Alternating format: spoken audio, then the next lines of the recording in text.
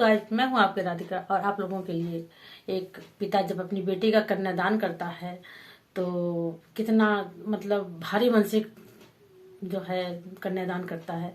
तो आप देखिए उस टाइम का ये गीत है जब एक पिता अपनी बेटी का कन्यादान करता है। तो आप लोग सुनिए गीत को, ये कैसा लगा आप लोग बताइएगा।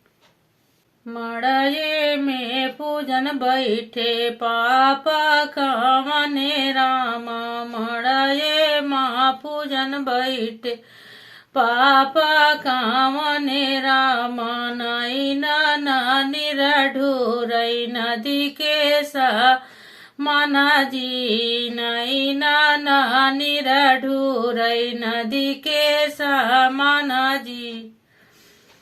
थाली दाना दिया पापा लोटा दाना दिया हो, थाली दाना दिया पापा लोटा दाना दिया।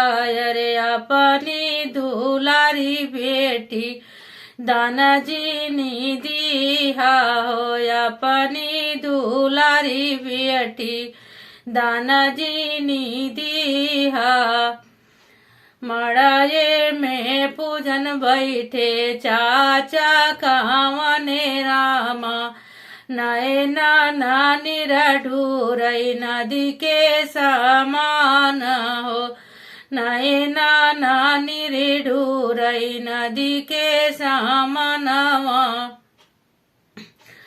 थाली दाना दिया पापा लोटा दाना दिया हो, सोना दाना दिया पापा रुपया दाना दिया।